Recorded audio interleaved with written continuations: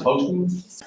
And this time, I'll ask you to please rise and join us. We're going to ask Commissioner Ford to lead us in prayer, and then if you'll remain standing, we will do the pledge. You asking who to do it? Commissioner Ford. Forrest? Are you Bobby Ford? Well, that's me, but I thought it was Sunday time. I just misunderstood. Our most gracious Heavenly Father, thank you for this opportunity to gather here today to do the business of Limestone County. Help guide and direct us that we make the right decisions to help our constituents and make them all happy. Thank you so much for helping knock down the COVID virus. We're hoping that vaccines and et cetera will make everything better, protect all our first responders, police officers, healthcare workers every day. In Jesus' name we pray. Amen. Pledge allegiance to the flag of the United States of America and to the republic for which it stands, one nation under God, indivisible, with liberty and justice for all. Honor the Texas flag. I pledge allegiance to the Texas, one state under God, one indivisible. Okay.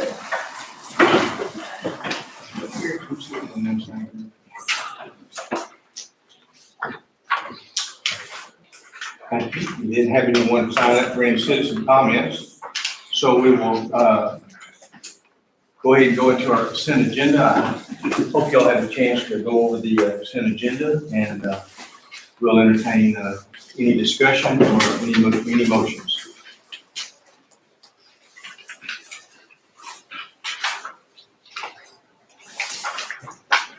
I move we approve the consent agenda. Second. We do have a motion and a second. Is there any other discussion? If not, all in favor say aye. Any opposed? None passed. Let's go ahead now then and go into our regular agenda, and the first item is going to be accept for record the required monthly operational reports from the county officials. Mr. Swig, do you have anything you want to say? Thank you for Thank you. Mr. Ellis? No, that's all I have to report. All right, thank you very much. Sheriff? Yes, sir.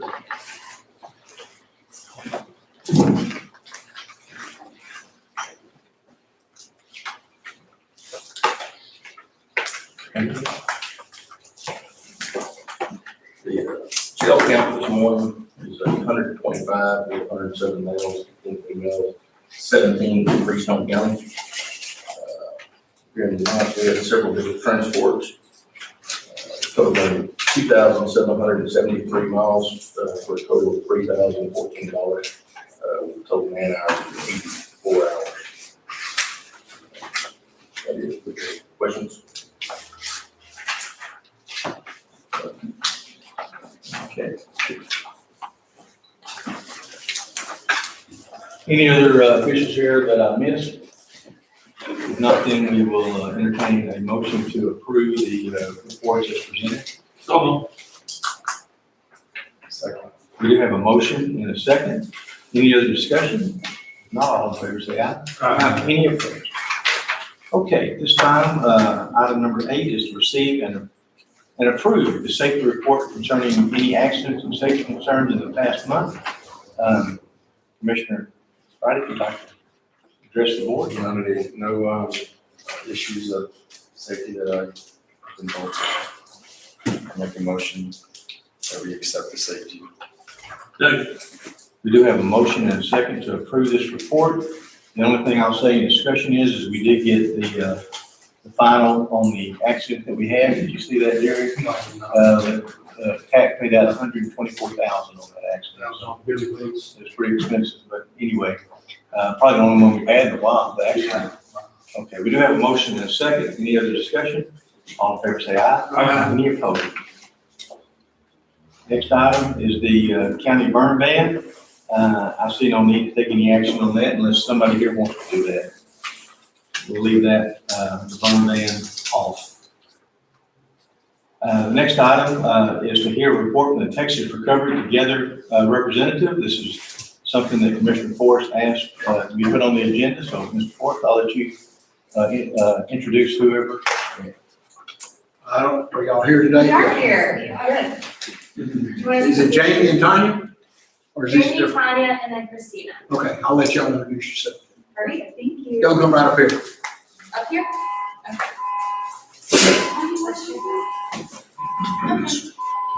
That's good. Okay, cool. Well, thank you guys for having us. My name is Jamie, and then this is Christina. I'm a community liaison with Texas Living Together. So we are a program through FEMA to help with people that are dealing anything with stress, depression, anxiety, loss, grief, coping through COVID. And so FEMA has a disaster relief program that they have given to the community, and we serve 6-county region right now.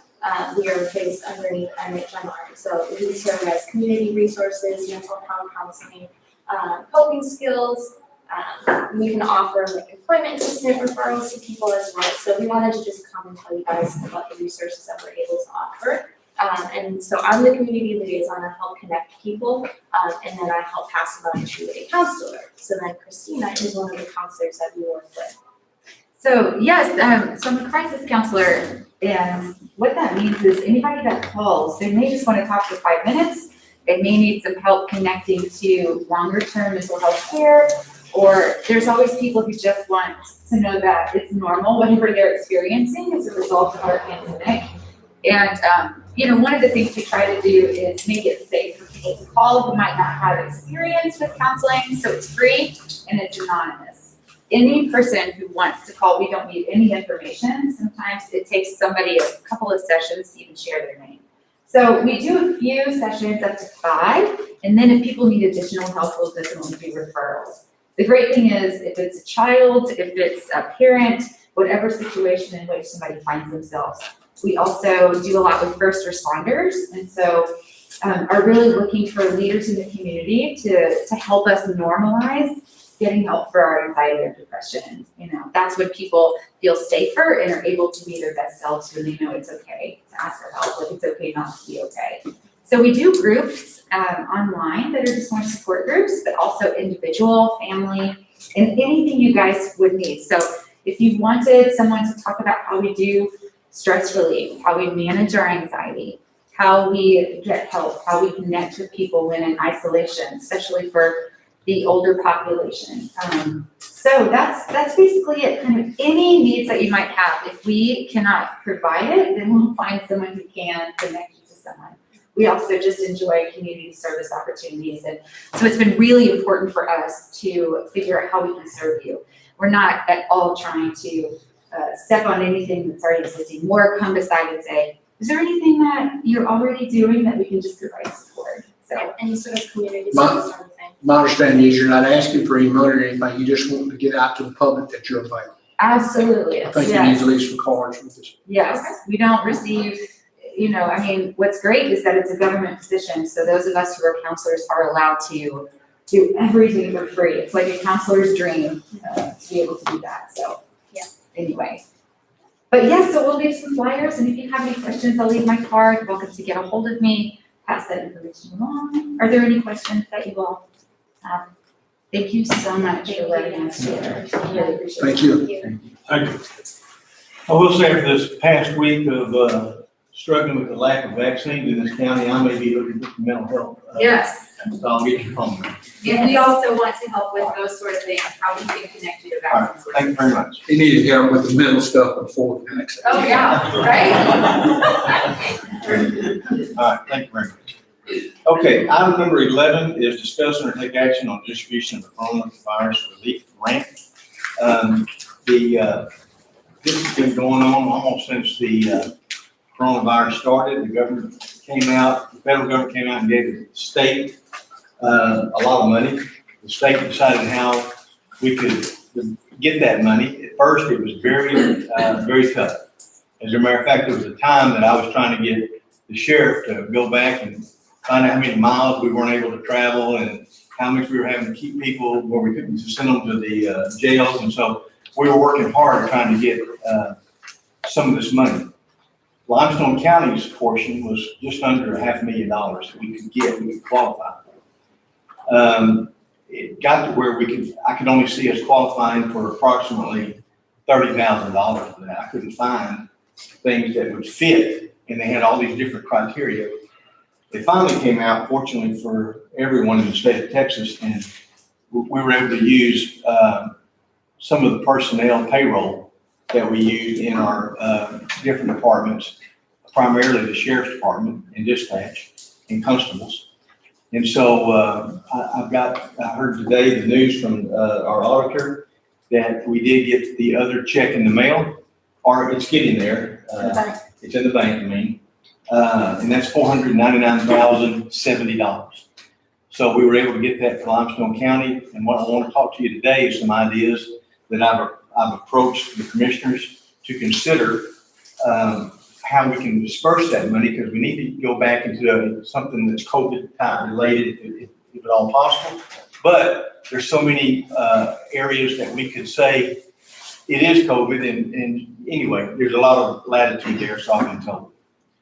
One of the things that I wanted to talk to you about, and I'm going to start from the bottom up, if you don't mind, is, and one thing that I didn't put on this that I just found out about, is that in our IT department, we are having a tremendous amount of threats for ransomware. And from what we're finding out, and Lee actually met with a group, that it's not if but when we get attacked by ransomware. As y'all know, most of you know now, in this world, our computers are lifeline, frankly. I don't know how we make it without it. Not only are the computers our lifeline, but our telephones are connected to that. So if we were to go down and have to pay a ransom, that would be devastating for Limestone County. So we found a way to include a off-site backup, if you will. And Lee, do you want to comment on that at all? I know it's the company, but to tell you what I need, we need about $10,000, and we can put that into the monies that we've used through the IT to make sure that our COVID is taken care of. So I'm asking for around $10,000 on that. The next thing that I'm asking you to do is, I talked with the sheriff, and I asked the sheriff if there was anything that he could think of that we could use to upgrade our law enforcement due to the money, and offset some of that money for the COVID. And he said that he could use some new video cameras. And if I understood correctly, Sheriff, we're looking at somewhere around $20,000. And so I'm asking y'all to approve that. The next item that I'm asking you to consider, going from the bottom up, is that all of our Limestone County employees have, I say all of them, I think it'd be hard pressed to find someone that wasn't affected by this COVID. They've had to take time off, sick time, and so I'm asking that we consider a $500 benefit to each one of our Limestone County employees to help offset the expenses they've had of COVID. Next item that I'm going to ask is that we got a request from the volunteer fire departments that Freestone County had bought them all a washer and dryer. And what they do is they when they go out to the scenes and fight a fire, they have to take their gear back and go wash it. And especially now with COVID, that was one of the things they were thinking of, is that we could get our uniforms washed and hopefully get rid of some of the COVID virus. I recommended to them that we not spend the money on a washer and dryer, but that we give them a set amount. And then if they want to buy the washer and dryer, so be it. The reason I recommended that, and I'm recommending that to the court here, is that I know a little something about commercial washer and dryers, and they break quite often, and I didn't want the county to be responsible for constantly them thinking that we had to. So I'm asking that we give each department $7,500 towards that. And then I also thought it would be fair if we included the 2 ambulance services through the county. They're the ones that, more than almost anybody, were the first responders, where they actually, I think, and most of them got COVID, by the way. And so I'm asking that we include those 2. So that total is an amount you see there. The last thing is something that I have fought ever since I have been a county judge here. I know I'm talking with Commissioner Forrest, he's fought it. But one of the things that happens is we have it seems like a large amount of comp time through this county. And comp time is viewed as a liability. So although I don't know for sure if we actually budget for comp time, because we wouldn't know what to budget, it does become a liability. And if you quit, get fired, whatever, retire, we owe you that money. So that's monies that we have to set aside on our liability side of the ledger and always keep up with. I think it was around 200 and something thousand when I took over. It's just under 120,000 now, if I'm right on that. In the report you got today, it's around 107.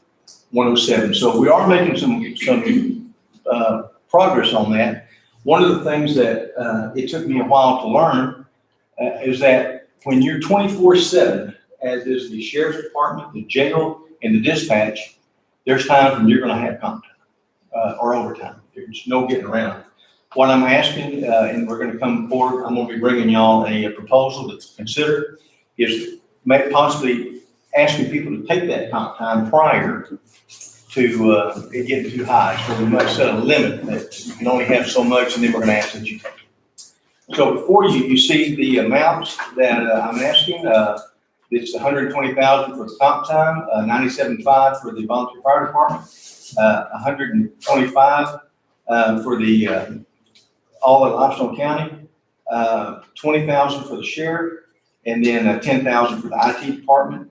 That's going to leave us somewhere around 130,000 to put back in our coffers to offset whatever we felt we may have had due to this coronavirus. If you decide to approve this as presented, or if y'all want to make any changes to this, please speak up. Let's talk about it. But at this time, when you do make your motion, if you would please include that this money is going towards reimbursing Limestone County for their coronavirus expenditures. And I think, according to the state, what we've had to do with the last year, almost anything would suffice. So, with that being the case, I'll entertain any discussion right now. I know one commissioner may say something. Yeah.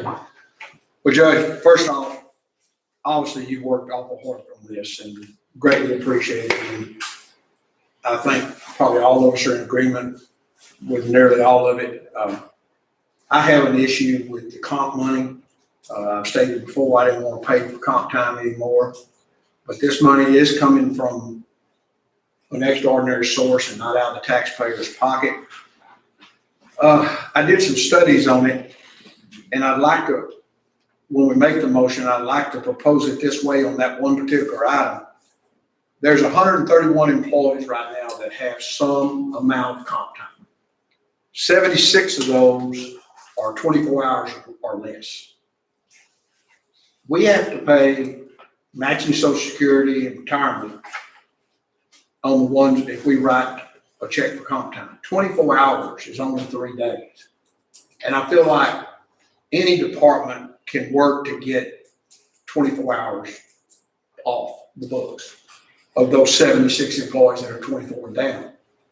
The other 55 that are above 24 hours, I would suggest that we pay them down to 24 hours to be fair with everybody.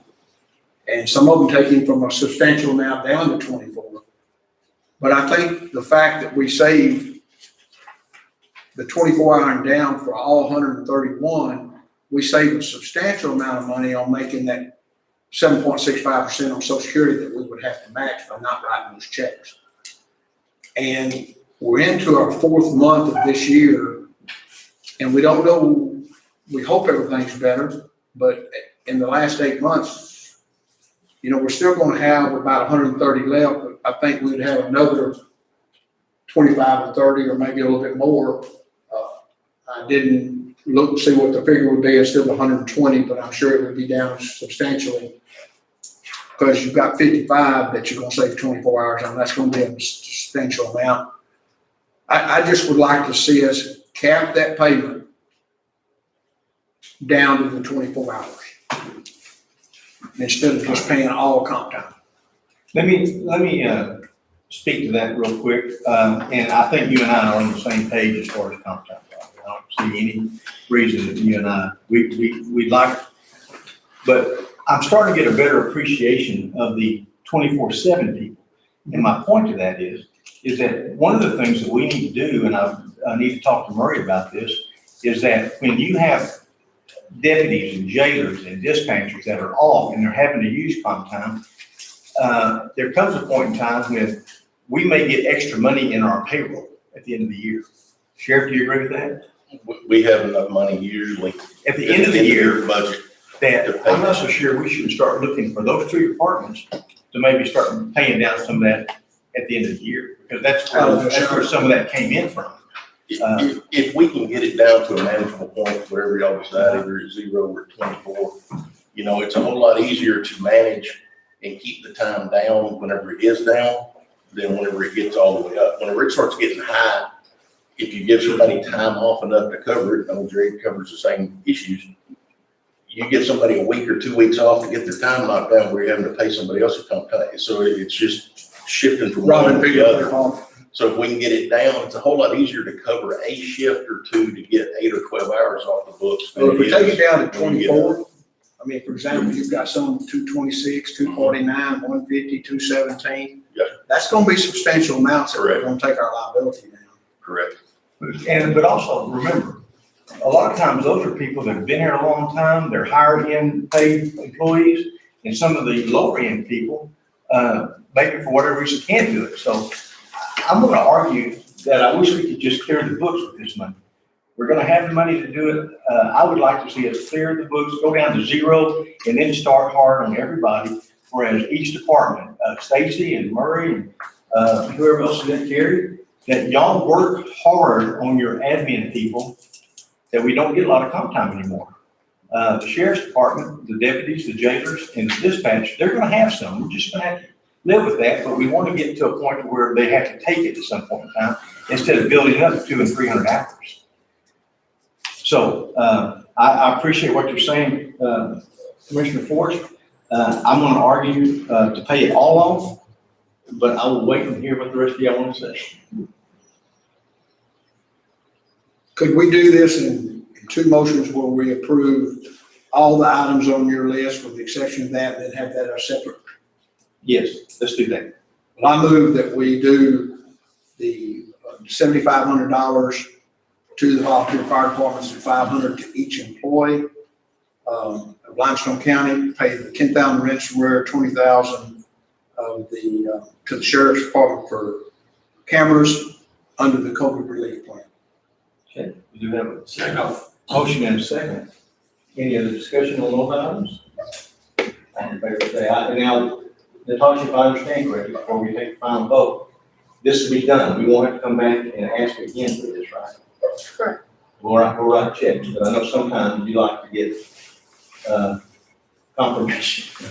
No, I mean, because you made the motion to detail it and everything, so there's. We do have a motion and a second. Any other discussion? All in favor, say aye. Aye. All right, that will pass then. Let's go back on the same issue and see if there is a motion, any kind of a motion or any more discussion on this contract. Before we discuss it, I'm gonna make a motion that we approve taking all the comp time in Limestone County down to 24 hours. Any employee having more than 24 would be paid down to 24, and below 24 would receive no payments. And out of the COVID relief plan. Okay.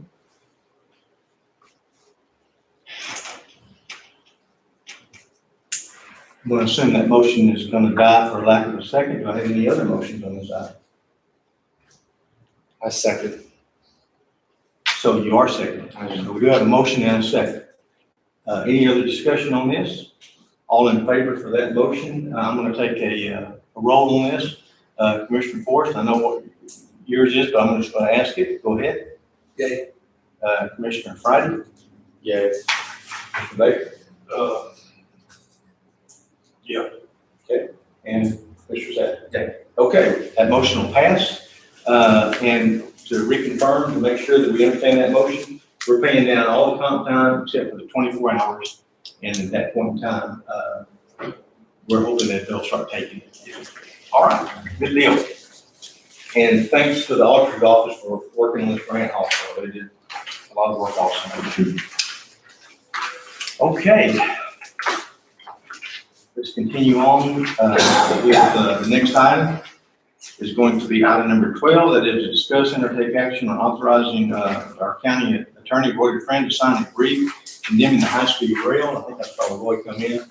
Roy, do you want to speak to this? What it basically is, one of the counties that's filed in the Texas Supreme Court, pretty much fighting against the high-speed rail, saying it's not a railroad, so to speak. And they're asking that we endorse this brief. Roy, do you want to speak to the court, please?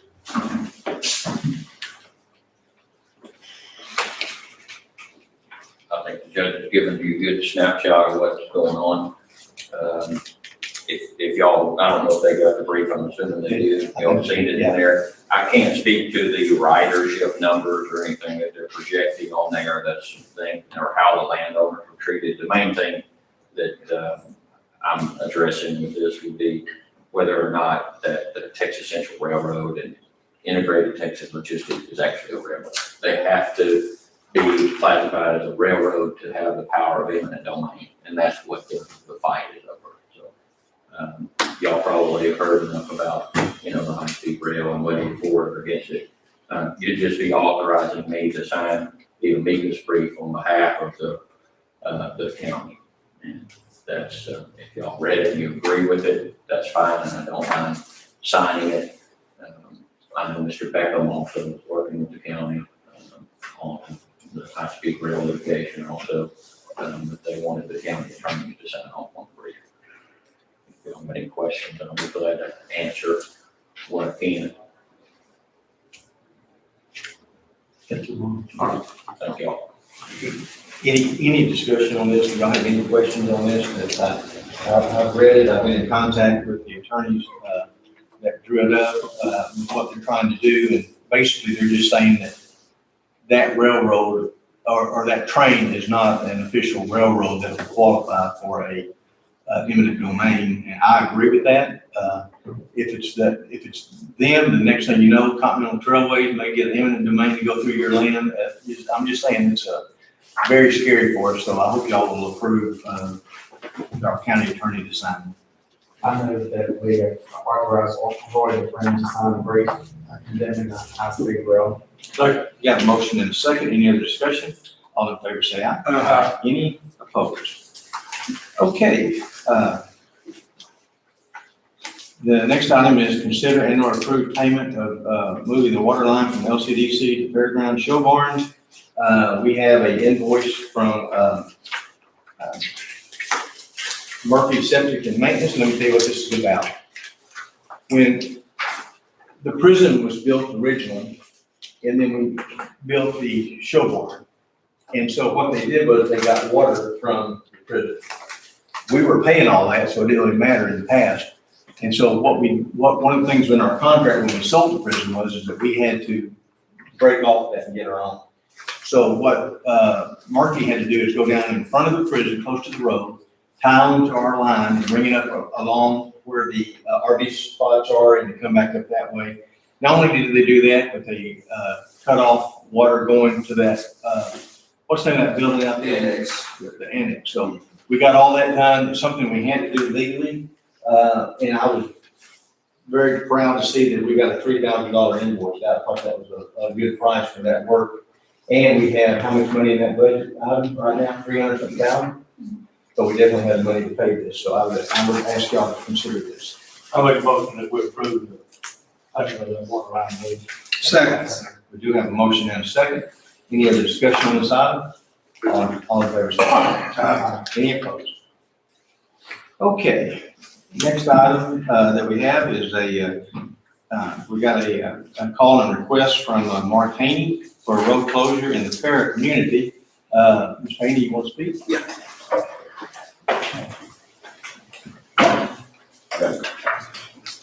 That's for everybody, bigger, I don't know if you want to distribute those. I think I gave everyone a small. Oh, yeah, it's a little bit bigger there. A lot easier.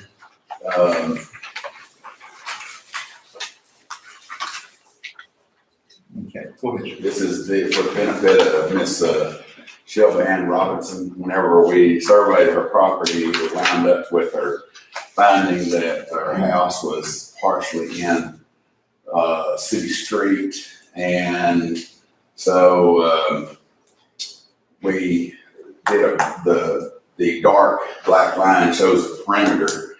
coming around the house and taking in streets and alleys that are within her property that have never been developed or used by the public. And actually where we have the house encroachment, we've hugged the building and along the right-of-way fence so we don't encroach any more than we had to into the county's right-of-way. We're just requesting that y'all formally close those streets and alleys within the bounds of that 17.42 acres. We did the portion to the north of that for Miss Hazel Dudley in 2011 through the Commissioner's Court, and we're just requesting that these streets and alleys be closed within the bounds of that 17.42 acres. Now, what I'll do is when I'll have a detailed description of that piece of property that will be filed for record when they transfer it to the new owner. So they'll have a record also of the same as what you see on the plat. I think the only thing I need to enter if this is approved is I will just need to enter the exhibit number where y'all have approved in the Commissioner's Court. Mark, Yes. this is just like the other one. This was a town side affair that was laid out with 80, 90, 100 years Yes, ago. that's correct. By the Because the railroad was gonna Yes, go through yes, there and get. that's correct. Just like all the little towns when the railroad came through. And we closed, I think we actually did two different deals. We did the one to the north, we did two of them. I think Bobby Reed represented. You may have done one to the north. I know we did the one to the north, and you may have done one over to the Other side. actually east of the Farm Market Road also. These are just North. those streets that were platted, had they built a town. Yeah, so I think y'all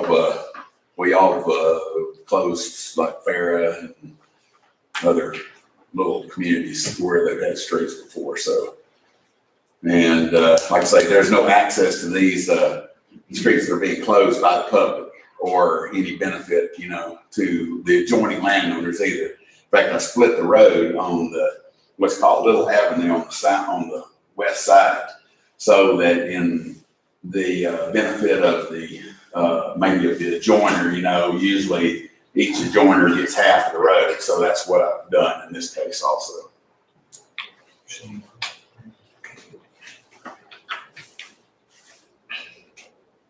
Jerry Moon says that that's not a problem, but we just want to stamp it out. Anybody here in opposition to it? So you're wanting to just close this on the inside, not little Eve? Yeah, this is only within the bounds of Miss Robinson's property and not your property. You'll have to address your property at another meeting. Yes. Okay. All right, anything else? That's it. Okay, All thank you. right, thank you. I'll ask the commission to consider this request. I move we close those streets within that boundary. Second. We do have a motion and a second. Any other discussion on this item? All in favor say aye. Aye. Any opposed? The next item number 15, is just kind of for record. As y'all remember, we authorized the Sheriff's Department 3 new vehicles. I got a call from the sheriff that we wanted to get as close to the front of the line when we started ordering these as we could. So I think we've gone ahead and for the commission's request, got them ordered, but we just want to make sure that for record we have these on, that we approve these purchases. So is there any questions or any discussion on this? If not, then we need to go ahead and make sure we're legal with the auditor. In the motion, could you please say that it is through by board? Okay. Anybody want to make that motion? I'll make a motion that we approve the purchase of these vehicles from the sheriff's department. To the bond board? Through the bond board. Okay. We do have a motion Second. and a second. Any other discussion? All in favor say aye. Aye. Any opposed? Next item is we have a certificate pay increase for a dispatcher. I don't have the years in front of me, but I know they got their new certificate. So I'd ask that we approve that pay. It's one of the things that we try to do for our law enforcement and dispatches, law enforcement. So they qualify for different certificates from time to time, by getting additional training. And so I'd ask that y'all approve that. The one on Christopher Kennedy, Yes. so moved. Do have a motion in a second. All in favor, say aye. Any opposed? Next to the last item on the agenda this morning is going to discuss and take action on the resale of tax foreclosed property at 506 West Titus in Mejia. Stacy, do you want to tell us kind of what that's about? I mean, I know what it's about, but I thought I'd give you a chance to. Once a property is put in trust, goes to tax sale, does not sell, it's put in trust. The city of Mahanoy has an agreement to take private bids on those. This is one that they've accepted a private bid on right now. It's completely tax exempt, so this will sit back on the tax roll for the upcoming year.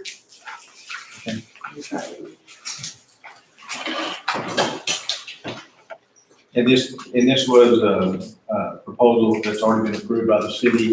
We're going from getting zero taxes to hopefully someone will do some improvements there and start paying taxes. So what's the pleasure of the board on this item? I make a motion that we approve the resale of this tax. Okay. We have a motion and a second. Did you get that second? A motion and a second. Any other discussion? All in favor, say aye. Any opposed? Item number 18 is the, well, before I go to that, let me go back to one last thing that I wanted to talk about when we were talking about LCDCs and monies. I asked at y'all's place, we're going to get a list here of the monies that we're getting in. I'm going to have this on our next agenda on how this monies can be spent. As y'all recall, at one point in time, we were going to not budget and ask the taxpayers to come up with monies to buy sheriff's vehicles, for instance. We were going to use this money as we got it.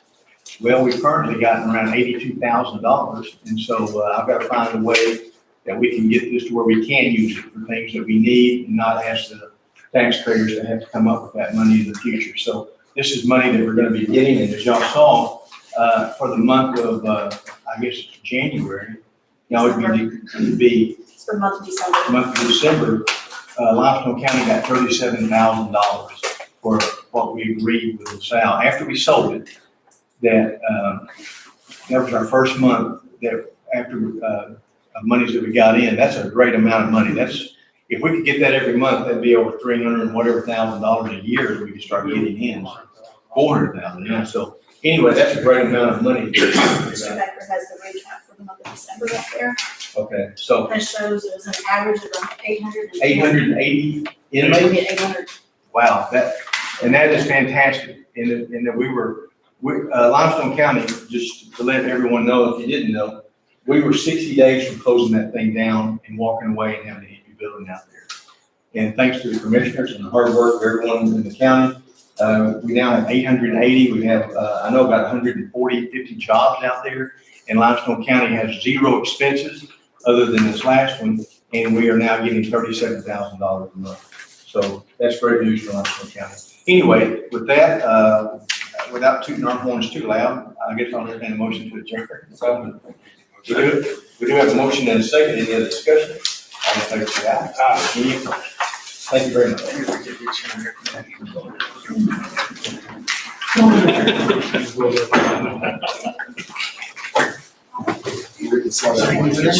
Yes, sir. Perfect.